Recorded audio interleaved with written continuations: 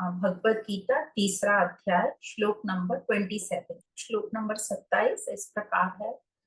प्रकृतेः क्रियमाणानि गुणैः कर्माणि सर्वशः अहंकार विमूढ़ात्मा कर्ताहमिति मन्यते। तो भगवान कह रहे हैं संपूर्ण कर्म सब प्रकार से प्रकृति के गुणों द्वारा किए जाते हैं, पर अहंकार से मोहित होकर अज्ञानी मनुष्य मैं करता हूं ऐसा मान लेता है। तो क्या कह रहे हैं भगवान की वास्तविकता तो ये है कि प्रकृति के जो तीन गुण हैं उनसे ये सब उत्पन्न शरीर इंद्रियां मन द्वारा ही संसार के सारे काम होते हैं। लेकिन मनुष्य अज्ञानी मनुष्य सोचता है मैंने किया अहंकार वश, क्योंकि हम ये जानते हैं तीन गुण हमने पढ़े और ये प्रकृति के ही तीन गुण है और सारे कार्य ये क्रियाएं बोलो ये प्रकृति के तीन गुणों से होती है। तो प्रकृति की क्रियाओं को ही हम कर्म कह देते हैं।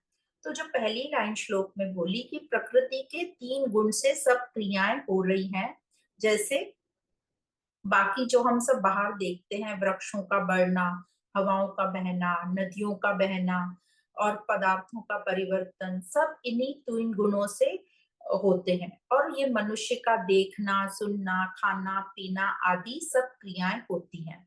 ये जड़ और चेतन सब में दोनों में होती हैं।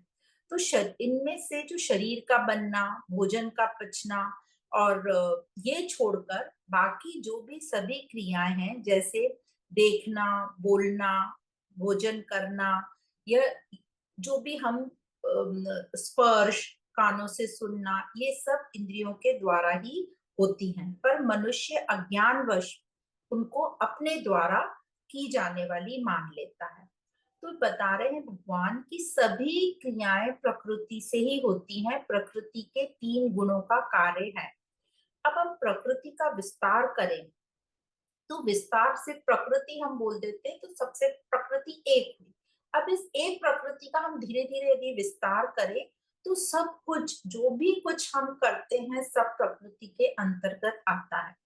भले ही हमें झूठा झूठा लगता है कि ये हमने किया, हमारे छोटे मोटे निर्णय डिसीजन भी प्रकृति के द्वारा होते हैं। वो कैसे होते हैं वो हम समझेंगे। तो प्रकृति एक हमने बोला, तो अब इस प्रकृति को अलग अलग योग में अलग अलग दर्शन में उनकी गिनती बढ़ाते जाते हैं। जैसे प्रकृति एक हो गई, फिर प्रकृति को तीन गुणों से बोल देते हैं तो तीन हो गए, सतोगुण रजोगुण तमोगुण। फिर इसको और बढ़ा दो तो प्रकृति में आ जाएगा बुद्धि अहंकार मन सभी इंद्रियां, मतलब ये पूरा शरीर प्रकृति में आ जाएगा। पांच महाभूत, पांच प्राण, पांच ज्ञानेंद्रियां, पांच कर्मेंद्रियां। तो इस प्रकार हम बढ़ाते चले जाएंगे तो प्रकृति पूरी, आप जो भी कुछ करते हो देखते हो समझते हो सब प्रकृति के अंतर्गत आता है। एक डायग्राम बनाया उससे देख लेते हैं।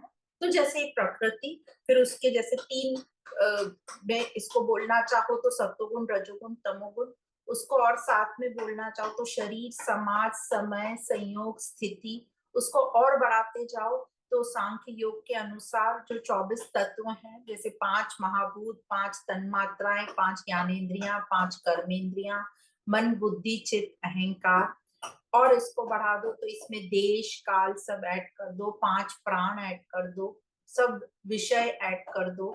तो इस प्रकार ये पूरी प्रकृति बन जाती है। तो जो भी हम करते हैं सब प्रकृति के अंतर्गत आता है और ये जो है ये सभी मिलकर हमारे भौतिक व मानसिक अवस्थाओं का निर्माण करते हैं। तो अब चाहे, अब ये तो हम समझ गए कि प्रकृति के गुणों द्वारा ही सब होता है, और अब चाहे ये हमारे जो क्रियाएं हैं ये जिन्हें हम कर्म कह देते हैं ये व्यक्तिगत होते तो ये प्रकृति के गुणों द्वारा ही है, इसमें मेरे द्वारा कुछ भी किया जाने वाला नहीं है।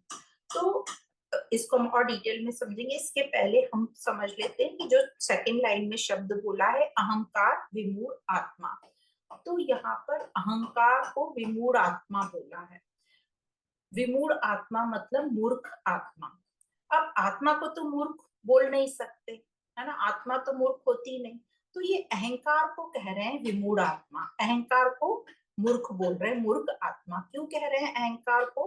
क्योंकि अहंकार अपने आप को आत्मा मान बैठा है। अब है तो मूर्ख, इसीलिए अपने आप को आत्मा मान बैठा है, इसलिए उसको बोल रहे हैं अहंकार विमूढ़ आत्मा। क्योंकि कर सब प्रकृति रही है, पर अहंकार बीच में खड़ा हो जाता है कि मैं सब कर रहा हूँ।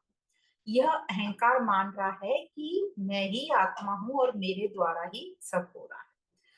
तो यहाँ पर हमको समझना है कि ये जो अहम है, ये दो प्रकार का, जैसे हम जो रामसुख महाराज की पुस्तक में दिया है, अहम को दो बताया है कैसे।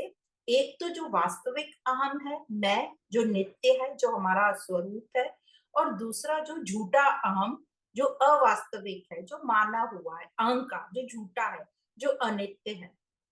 तो जब हम अ, वास्तविक अहं को भूल जाते हैं और अवास्तविक को मैं जो शरीर है उसको ही सत्य मान लेते हैं, और अपने को ही कर्ता, मतलब अपने को ही वो अवास्तविक झूठा वाला हमने खड़ा कर लिया, मतलब अपने शरीर को, अपने मन को ही हम अ, अहम या अहंकार मान के बैठे, मतलब वो अहंकार जो आत्मा मानकर बैठा है अवास्तविक, तो उसको यहाँ पर कह रहे हैं अहंकार विमूढ़ आत्मा।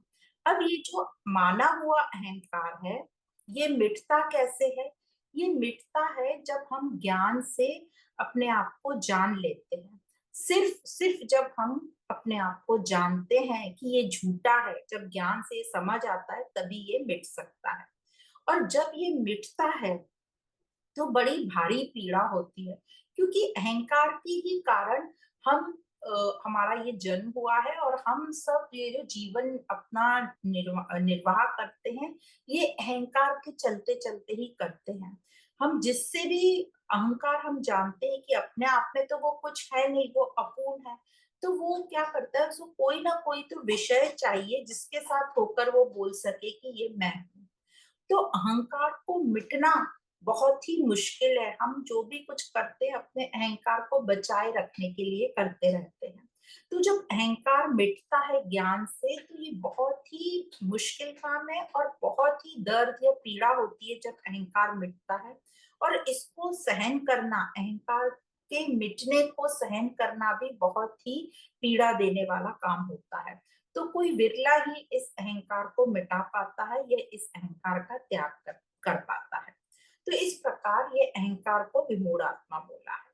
फिर दूसरा शब्द आता है कर्ता अहमिति मन्यते। मतलब यह जो अज्ञानी मनुष्य है, मैं करता हूं ऐसा मान लेता है अहंकार के कारण।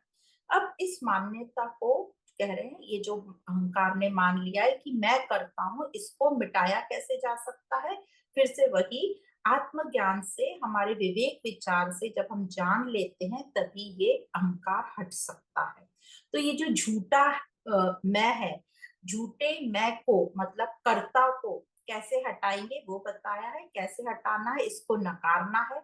जब इस झूठे मैं को हम नकारते हैं, तभी दुखों की समाप्ति होती है, और यही है वास्तविक मैं का प्रकट हो जाना। कैसे? जब झूठा मैं हट जाता है, बस यही है आत्मस्थ हो जाना, यह वास्तविक अहम का प्रकट हो जाना। अब है तो ये सब खेल पूरा प्रकृति के द्वारा ही हो रहा है, पर अहंकार मान रहा है कि मैंने किया। तो इस श्लोक में बता रहे हैं कि ये जो मैं करता हूँ, ये है ही नहीं, मैं कुछ है ही नहीं, मैं करता हूँ ही नहीं। तो कर्तापन को हटाने के लिए ही यह श्लोक बोला गया है। तो जैसे हम समझ रहे थे कि सारी जो चीजें हैं, सभी कर्म प्रकृति द्वारा ही होते हैं, तो बाहर से तो हमें समझ आ जाता है कि बाहर की प्रकृति में जो सब चल रहा है, ये सब प्रकृति का भाव है, ये हमें समझ आ जाता है। अब जो अंदर की हमारी प्रकृति जो चल रही है, उसमें भी जो भी कुछ हो रहा है, हमें जो भी भाव उत्पन्न हो रहे हैं, इमोशंस आ रहे हैं, जो भी हमारी, जैसे हमें युवा अवस्था आ रही है, जो हमारे हार्मोन्स में चेंजेस हो रहे हैं, जो हार्मोन्स उत्पन्न हो रहे हैं, फिर जो वृद्धावस्था आ रही है, उसमें जो शरीर बदल रहा है, ये सब जो भी कुछ हो रहा है, ये मैं नहीं कर रहा, ये सब प्रकृति का खेल ही है। तो ये हमें ठीक प्रकार से समझ लेना है। तो जो भी हमारे जीवन में घटित हो रहा है, जो हमें लग रहा है कि मैंने किया, उस सब की सब प्रकृति ही हमसे करवा रही है। जैसे जैसे अभी प्रकृति का विस्तार बताया, तो उस प्रकृति में सब आ गया, शरीर, समाज, संयोग, समय, देश, सब स्थिति, सब। तो जो भी कुछ हम करते हैं, जैसे एक एक आप एग्जांपल ले लो कि शरीर, तो शरीर के सुख के लिए जो भी हम करते हैं वो क्यों करते हैं? शरीर के सुख के लिए। तो जो हमारा शरीर डिमांड करता है, भोजन, पानी, फिर शादी ब्याह, फिर सोना, जागना, फिर जो भी हमारी कामना है, वो शरीर ही हमसे डिमांड कराती है। वो सब शरीर के डिसीजन होते हैं। और शरीर जो है हम हर एक का जो शरीर है वो कैसे डिसाइड करता है? वो जिस समाज में रहता है, जिस देश में रहता है, उस हिसाब से वो संस्कारित हो जाता है। तो उस प्रकार से हम अपने डिसीजन लेते हैं, निर्णय लेते हैं। तो हम नहीं लेते, शरीर हमसे करवाता है। समाज ने हमको बता दिया कि तुम इस जाति के हो, तो हम उस जाति के नियम कानून और वैसा खान पीन, वैसा पहनावा सब कुछ शुरू कर देते हैं। समाज हमें बता देता है ये अच्छी बात है, तो हम वैसे ही संस्कारित हो जाते हैं। यदि समाज हमें बताए ही नहीं, तो फिर हम क्या करेंगे? हम जो अभी कर रहे हैं वो कर रहे होंगे क्या? नहीं, उससे शायद हम कुछ और करेंगे। तो समाज ही हमें बताता है कि ये अपना समाज है, इसी समाज के दायरे में तुम्हें ब्याह करना है, तुम्हें अपने से छोटे कद की लड़की से शादी करनी है, या तुम्हें इस प्रकार के लड़के से शादी करना चाहिए। जो भी कुछ हम सुनते हैं उस प्रकार से निर्णय होते हैं। समाज ने हमको बताया कि पैसा कमाना जरूरी है, तो इसलिए पढ़ाई करो, तो हम उस हिसाब से पढ़ाई करते हैं कि हमें पैसा कमाना जरूरी है। फिर समाज ही हमें बताता है कि मकान अपना बनाना चाहिए, फिर शादी करनी चाहिए, फिर इस प्रकार से जॉब करना चाहिए, फिर सेटल हो जाना चाहिए। तो और समाज के नियम कानून ये हैं, ये परंपराएं, इनको तुम निभाओगे तो अच्छे कहलाओगे, ये करोगे तो तुम सक्सेसफुल कहलाओगे। तो इस प्रकार हम अपना जो भी सब निर्णय लेते हैं, इन सब के ऊपर लेते हैं। जो भी हम संस्कारित हुए हैं, हम जहां भी रहते हैं, हमारा अपना कुछ भी नहीं रहता। तो पहले तो ये हो गया शरीर, समाज, फिर कुछ संयोग से होते हैं। जैसे संयोग से हमारा जन्म हो जाता है, और फिर हमारा जो भी अस्तित्व है वो समाज निर्धारित करता है। इस प्रकार हम समझ पाएंगे कि हमारा अपना कुछ भी नहीं होता। जो भी कुछ होता है सभी कुछ प्रकृति के प्रभाव से होता है। पर हमने इसको मान लिया कि मैंने किया। तो इस प्रकार हमको समझ आती है चीजें कि जो बाहर प्रकृति में चल रहा है वो तो सब है ही प्रकृति के पर निर्भर, और प्रकृति से ही होता है। पर जो मेरे भीतर हो रहा है शरीर के, वो भी सब प्रकृतिस्थ है, मतलब प्रकृति ही प्रकृति को चला रही है। और मैं जबरदस्ती बीच में होकर बोलता हूँ कि मैंने किया। तो कह रहे कि यही हमें समझना, और जब हमें ये बात समझ जाएगी कि मैं कुछ भी नहीं कर रहा हूँ, प्रकृति ही प्रकृति को चला रही है, तब हम कर्तापन से मुक्त हो जाएंगे। मतलब नकली मैं से हम मुक्त हो जाएंगे, और यही है मुक्ति। तो जब तक मैं रहेगा, मतलब अहंकार रहेगा, तब तक हमारी स्थिति, मतलब आत्मस्थ स्थिति नहीं हो सकती। और जैसे ये नकली मैं हटेगा, हम आत्मस्थ हो जाएंगे। तो ये जो पूरा श्लोक है ये यही बता रहा है, ये क्यों बताया जा रहा है ये श्लोक, कि हमारा कर्तापन हटाने के लिए ये श्लोक बताया जा रहा है। तो ये जो पूरा युद्ध है, युद्ध पूरा जो कृष्ण कुरुक्षेत्र में अर्जुन को ये जो ज्ञान दे रहे हैं, ये पूरा ज्ञान इस नकली मैं को मारने के लिए या मिटाने के लिए ही कहा जा रहा है।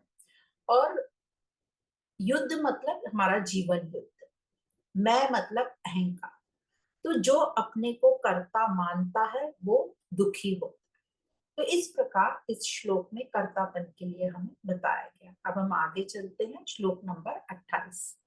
तत्त्वपितु महाबाहो गुण कर्म विभागयोः गुणा गुणेषु वर्तन्त इति मत्वा न सज्जते। तो भगवान कह रहे हैं, हे महाबाहो, गुण विभाग और कर्म विभाग को तत्व से जानने वाले महापुरुष कहते हैं, संपूर्ण गुण ही गुणों में बरत रहे हैं, ऐसा जानकर उनमें आसक्ति नहीं होती। तो तत्ववितु कहा। तत्ववितु किसे कहा है? जो जान लेता है। क्या जान लेता है? कि ये सब गुण से ही हो रहा है, प्रकृति ही प्रकृति को चला रही है। जो तीन गुण है, सत रज और तम, इन्हीं गुणों से जो उत्पन्न इंद्रियां हैं, इन्हीं गुणों से उत्पन्न रूप रस आदि हैं, इन सब में प्रकृति बरत रही है। और कर्म भी सब, ये कर्म ही सब गुणों से ही हो रहे हैं, इसमें कर्तापन कहीं नहीं है। जब ये जान गए तो फिर वे, मतलब ये जो तत्व वितु हैं, जिनको ज्ञानी बताया है, मैं करता हूं ऐसा अभिमान वो नहीं करते, तो आसक्त नहीं होते। तो इस प्रकार वे मुक्त हुए और दुखों से और भ्रम से दूर हुए या मुक्त हुए। तो जब भी ऐसा लगे कि मैं करता हूं, तो याद कर लो कि गुणा गुणेशु वर्तन्त। मतलब ऐसा जानकर जब हम याद आ जाएगा कि प्रकृति प्रकृति को चला रही है, मैं इसमें कुछ नहीं कर रहा, तो ऐसा जानकर हमारे में आसक्ति खत्म होगी। और ये समझ जाएंगे हम कि हम प्रकृति नहीं है, ये सब प्रकृति में चल रहा है, मैं प्रकृति से परे हूँ। तो ये सब प्रकृति में हो रहा है, ये हमें ठीक प्रकार से इस बात को पकड़ लेनी है। और ऐसा जान लेना ही दृष्टापन है, या दृष्टा है। जो हम बार बार बोलते हैं ना, दृष्टा बनो दृष्टा बनो, तो ये जान लेना कि सब कुछ प्रकृति में हो रहा है। तो जब ऐसी सब चलता रहेगा, तो मैं इससे अलग हो जाऊंगा और मैं समझूंगा कि ये सब पूरी जो प्रकृति है, गुण गुण में चल रहे हैं। तो मेरा कर्तापन खत्म होगा, जो अहंकार मैंने झूठा मूठा मान लिया है कि मैं करता हूँ, वो समाप्त होगा।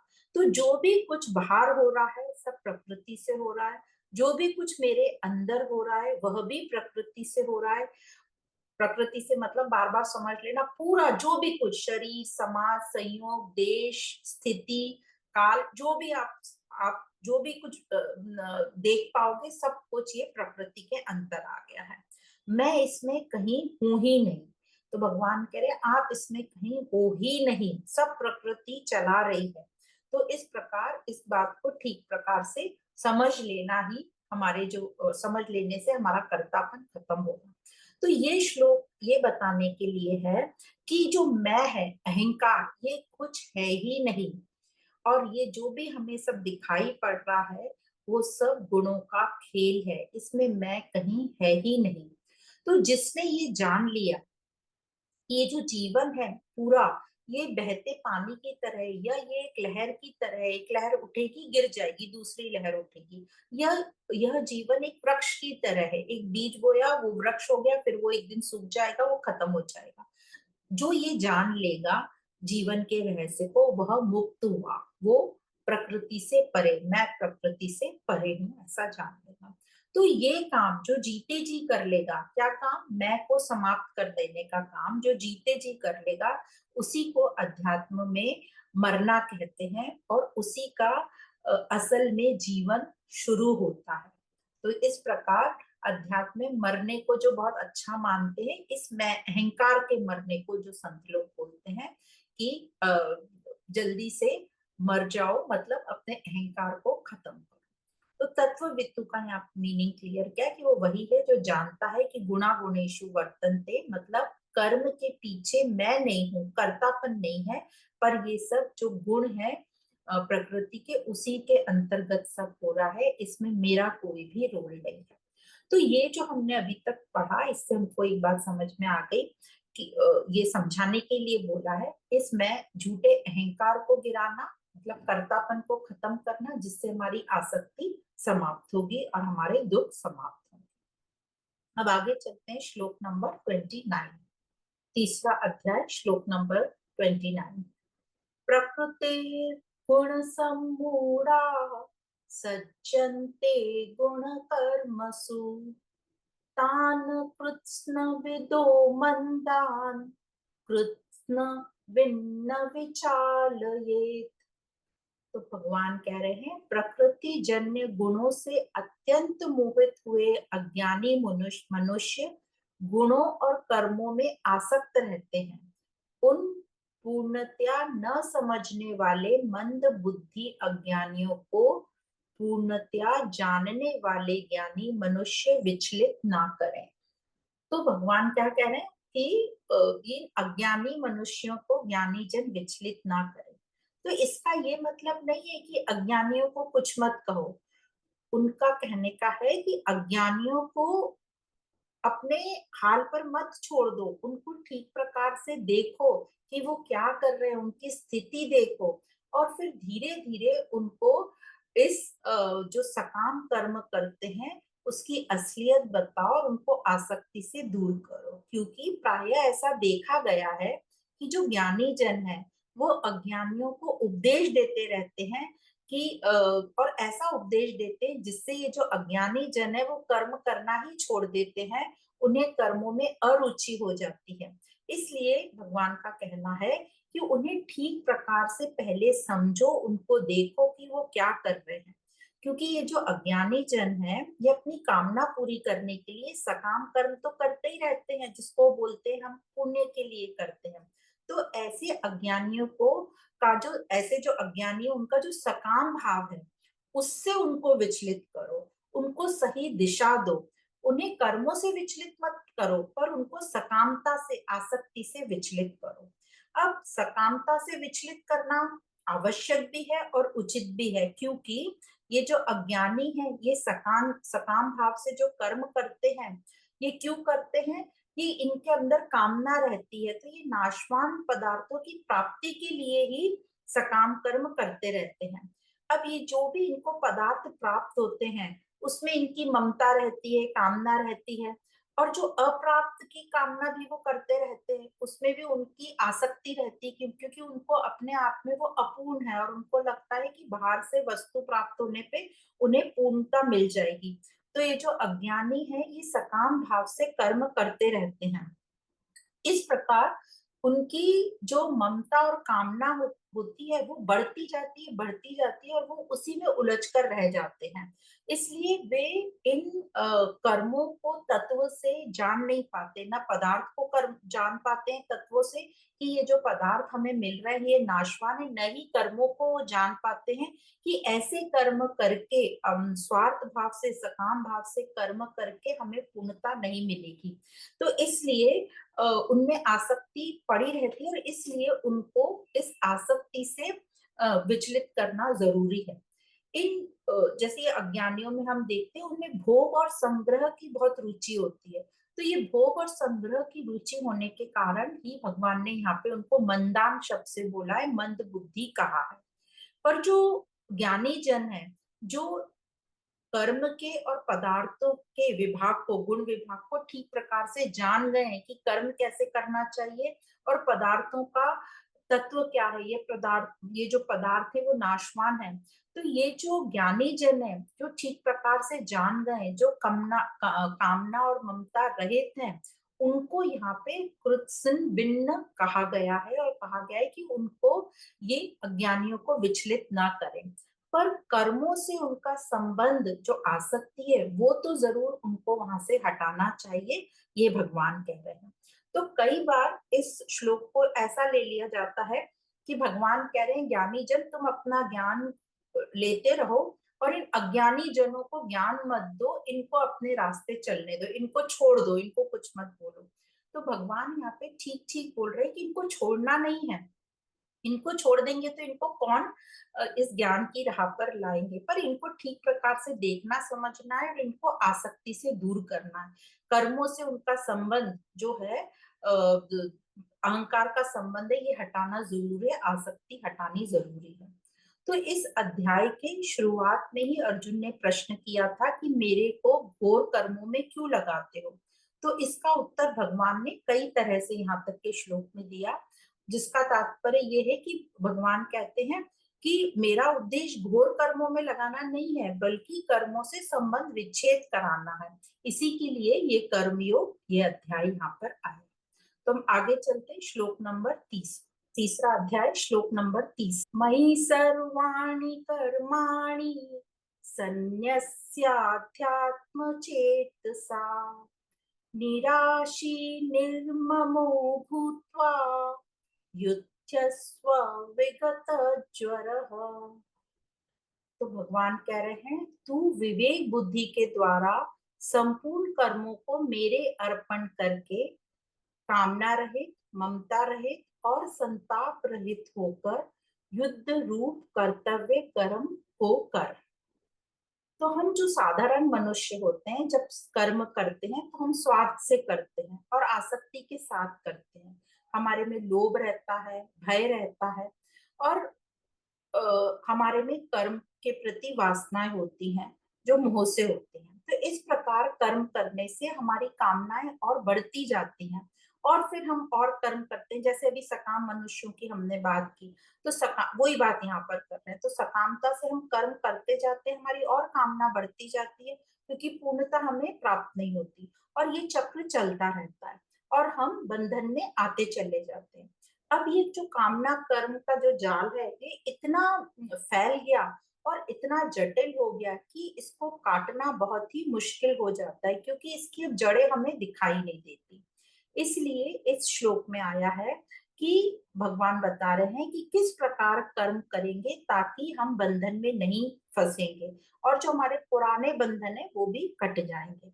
तो क्या कह रहे हैं यहाँ पे कृष्ण, कि समस्त कर्मों को मुझ में अर्पण कर दे, मई सर्वाणी कर्माणि। कैसे अर्पण कर? यहाँ पे जो शब्द आया है, संन्यस्य अध्यात्म चेतसा।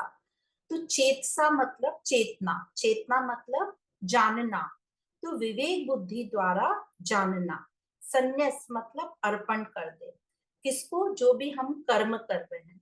तो कर्म को कैसे अर्पण करना है? कर्म में जो, कर्मों को तो खत्म नहीं करना है, पर कर्मों में जो स्वार्थ है, कर्मों में जो अहंकार है, मेरापन है, उसके त्याग को यहाँ पर बताया है संन्यास। तो ये इस प्रकार से बता रहे हैं, कर्मों को मुझ में अर्पण कर दे। अब शब्द आया है अध्यात्म चेतसा। तो पहले हम ये समझ लेंगे। तो चेतसा, चेत मतलब चेतना, मतलब जानना। तो यहाँ पे अध्यात्म चेतसा आया है, मतलब अध्यात्म। अध्यात्म का मतलब हम जानते हैं, मतलब पहले मुझे स्वयं को जानना है। तो पहले अपने आप को जानना।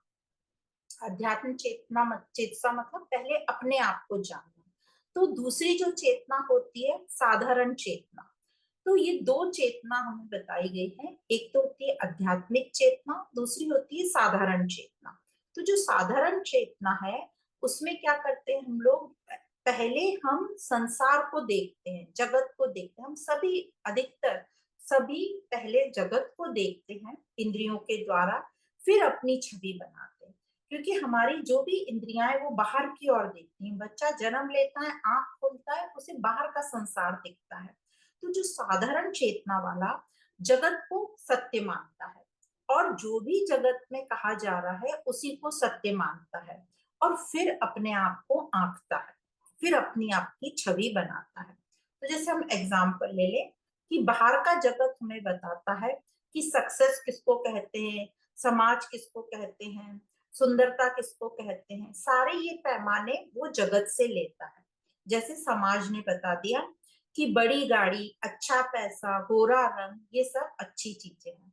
तो व्यक्ति बाहर देखकर फिर अपने आप को देखता है और सोचता है, अब मेरे पास तो बड़ी गाड़ी नहीं है, मेरे पास अच्छा पैसा नहीं है, मेरा रंग गोरा नहीं है। तो उसके अंदर कामना जाग उठती है कि मुझे भी बड़ी गाड़ी, मुझे भी ज्यादा पैसा कमाना है, ताकि मैं बड़ी गाड़ी ले लूं, ताकि समाज में लोग मुझे सक्सेसफुल बोल पाए। फिर यदि समाज ने जो सुंदरता का और अच्छेपन का पैमाना सेट किया है वो उसमें नहीं है, तो उसके अंदर ईर्ष्या आएगी, तो क्राइम रेट बढ़ेगा। इस प्रकार से ये जो साधारण चेतना वाला व्यक्ति है वो काम करता है। तो जैसे ही वो देखता है कि समाज ने बाहर सेट किया है कि पैसे वाले को ज्यादा वैल्यू है, तो वो देखता है अपने आप को कि अरे मेरे पास तो इतना पैसा नहीं है, मैं गरीब हूँ। फिर बाहर देखता है कि सक्सेसफुल वालों की वाहवाही हो रही है, तो फिर वो अपना देखता है कि मैं तो कामयाब नहीं हूं, और फिर उसकी कामनाएं जागने लगती हैं। तो इस प्रकार अपनी उपाधि भी वो सेट करता है, निर्धारित करता है। जैसे जो भी संबंधी सामने आता है तो हम उसका संबंध निर्धारित करते हैं। जैसे बच्चे सामने आए तो हम माँ बाप बन गए, जैसे बॉस सामने आया तो हम उसके सर्वेंट बन गए या नौकर सामने आया तो हम मालिक बन गए। तो इस प्रकार हमारी हमारी जो जिज्ञासा है, मैं कौन हूँ, वो नहीं उपजती, बल्कि ये साधारण चेतना वाला पहले संसार को देख लेता है और संसार को देखकर अपना जो पैमाना है या अपनी स्थिति, नॉट पैमाना, अपनी स्थिति को निर्धारित करता है। और इस प्रकार उसमें कामनाएं, ईर्ष्याएं और ये सब जागृत हो जाती है। अब ये जो आध्यात्मिक चेतना वाला है, आध्यात्मिक चेतना वाला जो व्यक्ति है, ये पहले खुद को देखता है और फिर जगत को देखता है। वो जगत की बातों में जगत को सत्य नहीं मान लेता। ये जगत में जो भी कुछ कहा जा रहा है उसको सत्य नहीं मानेगा, इसलिए उसमें कामना नहीं जागेगी। वो सबसे पहले जिज्ञासा करेगा, ये जगत में जो भी उससे बोला जा रहा है, जैसे एग्जाम्पल हमारे घर परिवार में बोलोगे ये रीति रिवाज कर लो, हम पूछेंगे क्यों करेंगे, बस कर लो क्योंकि हमारे बड़ों ने किया है, हमारे समाज में यही है, यही रीति चली जा रही है, इसलिए तुम्हें भी फॉलो करना है। तो ये जो आध्यात्मिक चेतना वाला है, वो क्वेश्चन करेगा क्यों करना है, किसने कहा था, कौन बड़े ने कहा था, कब कहा था। तो वो इस तरीके की जिज्ञासा करता है, खुद जानने की कोशिश करता है, फिर उसको यदि सही लगता है तो करता है, नहीं सही लगता है तो वो उसका विरोध करता है। तो इस प्रकार आध्यात्मिक चेतना वाला खुद को देखता है, स्वयं को पहले, और फिर जगत को देखता है, या बोलो दोनों को साथ साथ देखता है। तो इस प्रकार ये जो यहाँ पर भगवान ने शब्द यूज किया है, आध्यात्मिक चेतना, चेतसा, मतलब अपने आप को जानो और इस आत्म ज्ञान से, विवेक विचार से अपने स्वयं को जानो, फिर इस जगत को जानो। तो इस प्रकार यहाँ पर इस आध्यात्मिक चेतसा का मीनिंग बताया है। तो कई बार हमको लगता है कि कर्म जो संन्यास, मतलब कर्मों का त्याग कर देना, तो यहाँ पर ये भी बताया जो कहा संन्यास अध्यात्म चेतसा।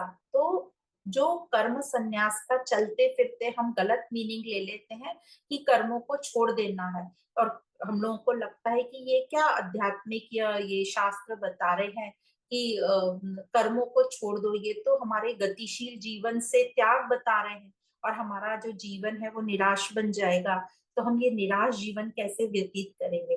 तो इसका ये मीनिंग नहीं है, इसका ये मीनिंग है कर्म तो करना ही है, पर कर्म में संन्यास क्या बताया है, कर्म में जो अहंकार या स्वार्थ भाव है उसको अर्पण कर देना है, उसको खत्म करना, उसको त्याग देना है। तो हम स्थूल मीनिंग नहीं लेंगे, हम सूक्ष्मता से इस बात को समझेंगे। तो यहाँ पर जो बताया है संन्यास अध्यात्म चेतसा, मतलब निष्काम कर्म की ओर बोल रहे हैं। जो आध्यात्मिक चेतना है वो कैसे कर्म करेगी, निष्काम कर्म करेगी, उसी को यहाँ पर बताया गया है। फिर आता है मई शब्द, मई, मई सर्वाणी, मई सर्वाणी कर्माणी, मतलब मुझको ही सब कर्म अर्पण कर दे। मुझको मतलब ब्रह्म को, कृष्ण को। तो ब्रह्म रूप कृष्ण को बोल रहे हैं यहाँ पे मई। और संन्यास जैसे बोला अहंकार रहित, या बोलो निष्कामता या कामना रहित। आध्यात्मिक चेतसा मतलब विवेक बुद्धि द्वारा जानो। तो आगे इस श्लोक में कहा है निराशी निर्मम और विगत ज्वर होकर युद्ध स्व, मतलब विगत ज्वर, ये तीनों होकर युद्ध कर। तो सबसे पहला शब्द है निराशी। निराशी मतलब आशा रहित, क्योंकि आशा जो है भविष्य के लिए की जाती है, फल के लिए आशा की जाती है। जब हम आशा में रहते हैं तो हम फ्यूचर के बारे में सोचते रहते हैं, तो वर्तमान से हम दूर हो जाते हैं, और वर्तमान समय से हम दूर हो जाते हैं, तो जो वर्तमान समय में हम कर्म कर रहे हैं उसमें हमारा ध्यान ठीक से लग नहीं पाएगा। तो हमें ये लगता है निराशी होना, निराश हो जाएंगे तो जीवन कितना रसहीन हो जाएगा। तो यहाँ पर जब भगवान ने निराशी शब्द यूज किया है तो वो रसहीन जीवन तो नहीं बताएंगे हमें। इसका मतलब है, निराशी का मतलब है उदासीन, मतलब इनडिफरेंट एटीट्यूड।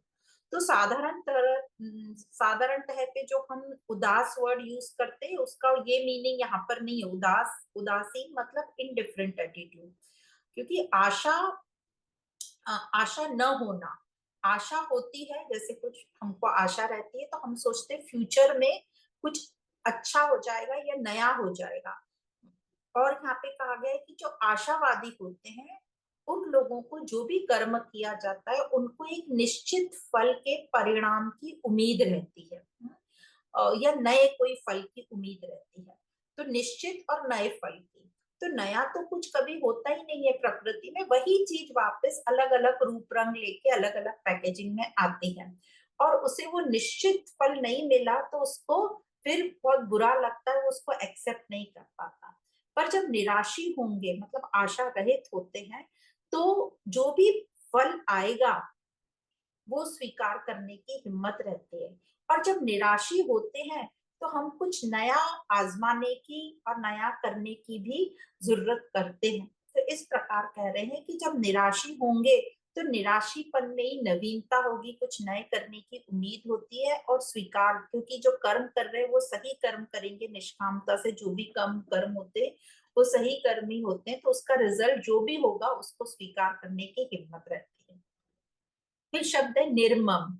निर्मम मम मतलब मेरा, निर्मम मतलब मेरा नहीं। तो मम मतलब ममता। तो हमेशा ममता जो है अहमता के साथ चलती है, आत्मा के साथ ममता नहीं चलती। और हमने इस अहमता को ही ममता मम मान लिया है, अहंकार को ही मेरा मान लिया है अज्ञानवश। और हमने जिसको मेरा बना लिया है, हमने देखा है कि वो सब कुछ छिन जाता है, हर चीज जो भी मेरी है वो छिन जाती है। इसलिए यहाँ पे निर्मम होने को कहा है।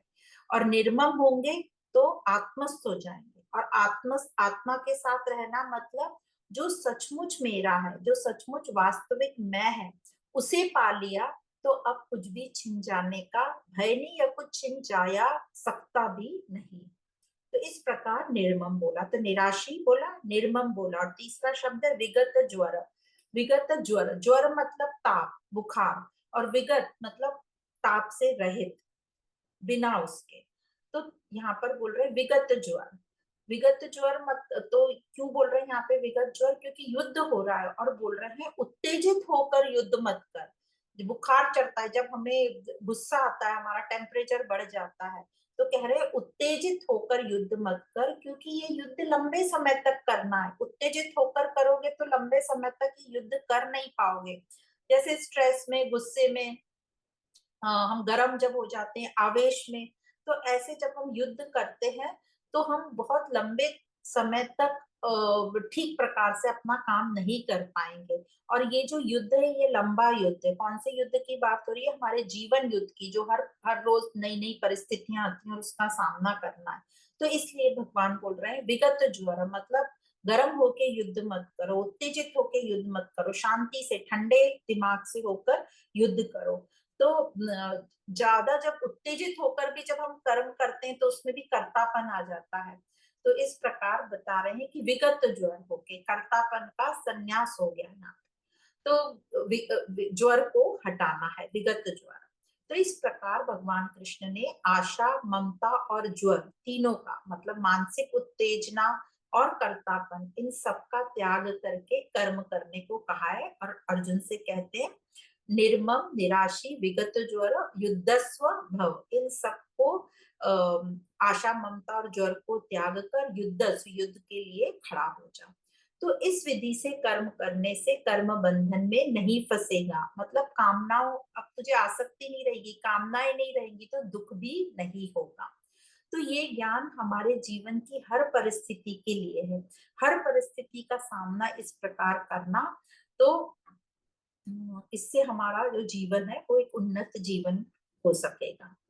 तो ये कब पॉसिबल है? ये तभी पॉसिबल है जब मेरी चाह सत्य के रास्ते पर चलने की हो, एकदम पक्की चाह हो मेरी कि मुझे तो सत्य के रास्ते पे चलना है, तभी ये पॉसिबल है।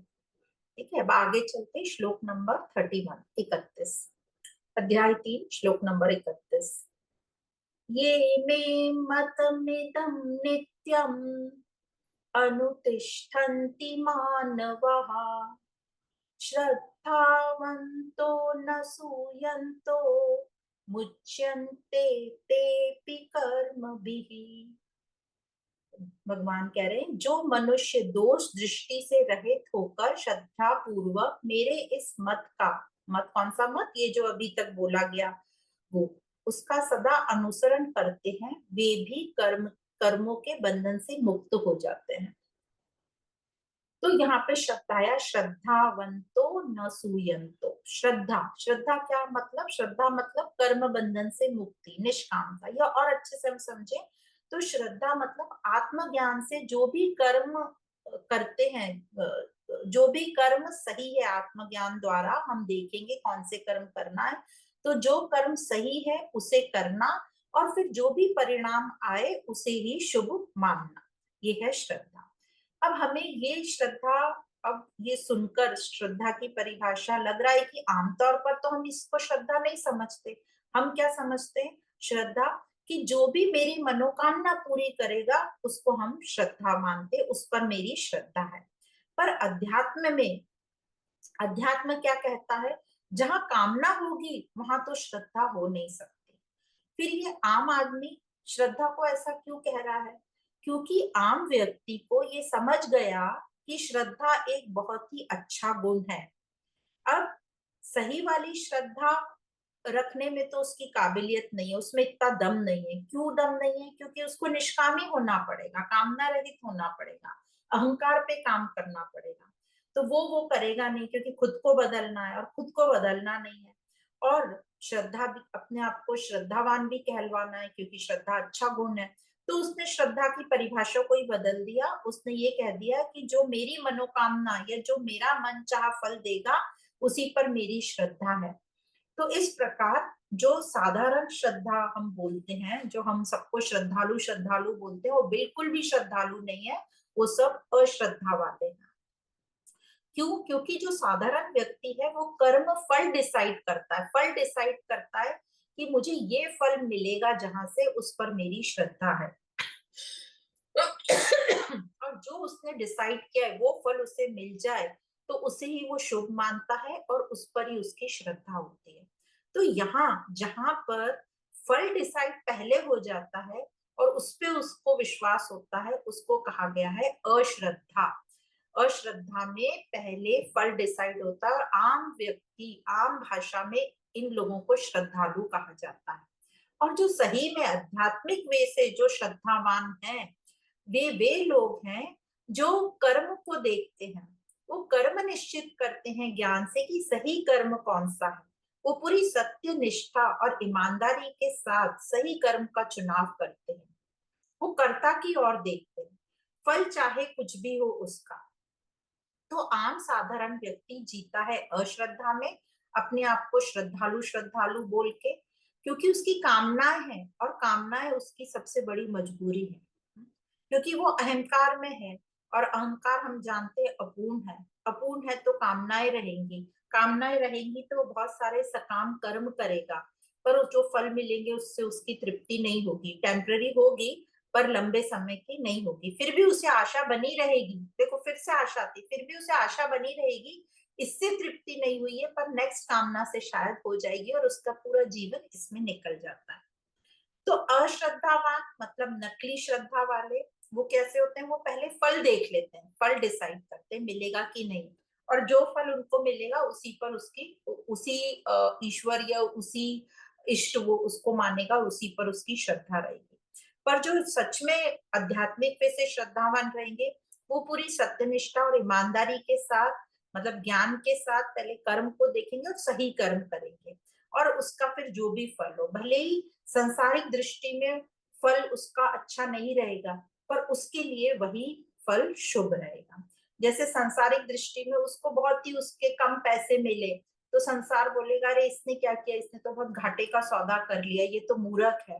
पर वो है असली श्रद्धावान या सबसे बुद्धिमान, आध्यात्मिक दृष्टि में उसको माना गया है। फिर शब्द आता है सुयंत। तो यहाँ पे सुयंत मतलब दोष दृष्टि। तो यहाँ अनसुयंत बोला है, दोष दृष्टि से रहित। सुयंत न सुयंत, अन न सुयंत, तो सुयंत मतलब दोष दृष्टि या जहां पर रोशनी नहीं है, प्रकाश नहीं है, और न सुयंत मतलब दोष दृष्टि से रहित। अब दोष दृष्टि क्या है? तो दोष दृष्टि है अहंकार ही अपने को आत्मा मान बैठना ही सबसे बड़ी दोष दृष्टि है। मतलब अज्ञानता से अहंकार ने अपने आप को ही आत्मा मान लिया, तो अज्ञान ही सबसे बड़ा दोष हो गया। तो जैसे असूय का मतलब समझ लेना है जहां अज्ञान हो, अंधकार हो, जहां प्रकाश या रोशनी नहीं हो। और अनसूयंत मतलब जहां प्रकाश पड़ गया हो तो दोष दृष्टि से वो रहित हो गया। तो इस प्रकार बता रहे हैं कृष्ण की श्रद्धावान जो होते हैं पूरी सत्य निष्ठा से कर्म करता है, और अनसूय मतलब दोष दृष्टि से जो रहित रहता है, मतलब अहंकार से रहित होंगे तो कर्म फल से मुक्त होंगे। और ये कैसे होगा, ये आत्मज्ञान के बिना हो ही नहीं पाएगा। इसलिए अध्यात्म या ज्ञान की महत्व बताया गया है। तो हमने यहाँ तक समझा कि श्रद्धा मतलब निष्कामता। पर कई लोग क्या कहते हैं कि हम तो बहुत ही निस्वार्थ काम कर रहे हैं, हम अपनी कामना के लिए नहीं कर रहे, हम तो परिवार के लिए कर रहे हैं, बच्चों के लिए कर रहे हैं, और अपने लिए या अपने दोस्त मित्र या दूसरे परिवार वालों के लिए कर रहे हैं। हम तो निस्वार्थ भाव से काम कर रहे हैं क्योंकि उनको लग रहा है वो अपने पर्सनल के लिए नहीं कर रहे हैं पर दूसरे परिवार वालों के लिए कर रहे हैं। तो यहाँ हमें समझना है अपने लिए करना तो स्वार्थ है ही, पर अपने परिवार अपने दोस्तों के लिए करना या उनको सुख देने के लिए करना भी स्वार्थ है। फिर हमें लगता है फिर निस्वार्थ क्या है, निस्वार्थ हम किसको कहेंगे? जो अपने लिए भी नहीं किसी और के लिए भी नहीं करता, फिर क्या करता है, बस वो कर्म सही है इसलिए करता है। वो लोगों को सुख देने के लिए नहीं करता, बल्कि वो कर्म सही है इसलिए करता है। और सही तो सिर्फ मुक्ति के लिए किया जाता है, मतलब दुख दूर जो हमें जो आध्यात्मिक जिसको दुख बोलते हैं उसको दूर करने के लिए जो किया जाता है, जो बंधन हटाने के लिए किया जाता है उसको कहते हैं। तो ऐसे कर्म सिर्फ कब होंगे, जब ईमानदारी से करेंगे, जब अपने आप से प्रेम होगा, जब हम सच्चाई पर चलने की हमारी पूरी प्रतिज्ञा होगी, तभी हम ऐसे कर्म कर सकते हैं। तो इस प्रकार कहा जा रहा है कि निस्वार्थ या निष्कामता क्या होती है। फिर आगे चलते हैं श्लोक नंबर 32। ये त्वे तत्तभ्यसूयन्तो नानुतिष्ठन्ति मे मतम् सर्वज्ञान विमूढ़ास्तान् वेत्ति नष्टान चेतसः। तो भगवान कह रहे हैं परंतु जो दोष दृष्टि वाले मूढ़ लोग मतलब अज्ञानी लोग मेरी बात नहीं मानते, उन सबको नष्ट हुआ ही समझो। तो कह रहे हैं जो अज्ञान में है, अंधेरे में है, जहां कोई प्रकाश नहीं है, असूया मेरी बात न मानने वाले नष्ट ही हैं। आगे भविष्य की बात नहीं कर रहे, वो वर्तमान की बात कर रहे कि वो अभी ही नष्ट समझ लो उनको। तो यहाँ भगवान कह रहे हैं मैं अहंकार की, मतलब कौन से मैं अहंकार की बात कर रहे हैं, वास्तविक मैं की, जो अपने आप को ही आत्मा मान बैठा है, ऐसे कोई विमूढ़ यहाँ पे कह रहे हैं। अब ये विमूढ़ क्या कह रहे हैं, ये मूर्ख है ही नहीं।